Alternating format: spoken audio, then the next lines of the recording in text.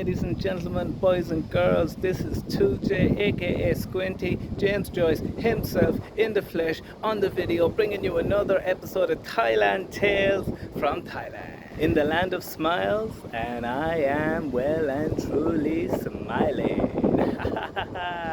Seeing as Bitcoin came up in the last episode, it reminded me of a time when I had a bit of Bitcoin.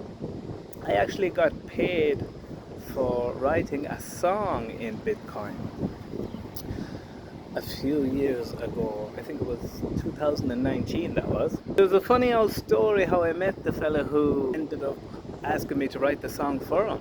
I was dragged to a party by the bar girl I was seeing at that time in 2019. It was her friend's birthday party. She wanted me to go. Come on, go. There'll be other foreigners there. I want to show you to my friends, all this kind of shit. Eventually I went anyway. Surely enough, there was this American fella there. We were playing pool. It was a sound old fella, I forget where he was from. I want to say he was from down the south, but I don't know.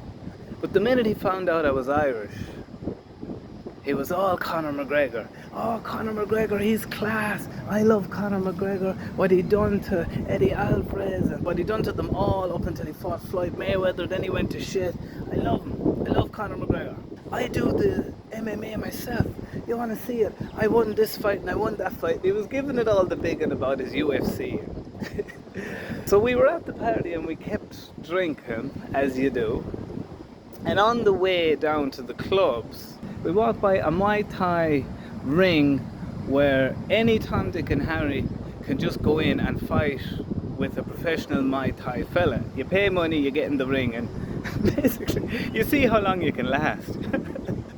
This fella had been bigging himself up so much that we couldn't walk past it. I says to him, oh, you do the MMA, don't you? Yeah, I do. I said, why don't you hop in with him? So I wanted to see what he was made of. The girls that were with us were advising against us. They were kind of looking at us like, I wouldn't. But I wanted to see what he was made of, especially after all he was at, you know. There's a video of this somewhere on YouTube, by the way. I don't know where it is now. Pattaya Walker Street, foreigner, Muay Thai.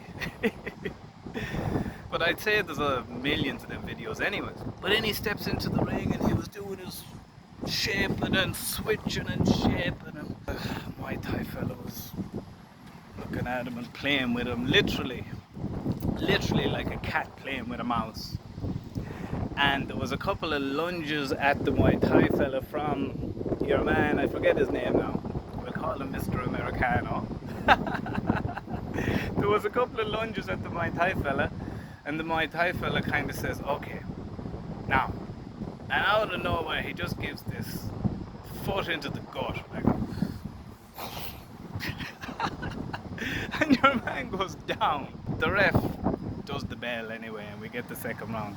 Standing up again, and the poor old Americano fella, he was depleted looking, but he wasn't giving up. And he started doing his stances again, and jeering, and he was kind of shit-talking as well. The whole McGregor act, you know. Until the Muay Thai fella was enough with a smack, another kick up around the shoulder area, drops your man, and the referee just calls it off. But the poor old fella was in no form for partying after that. We went into the club and he was sitting there looking like a horse, face like a horse. Couldn't knock any bit of crack out of him after that. Like in so many other cases, the big mouth ended up ruining the occasion.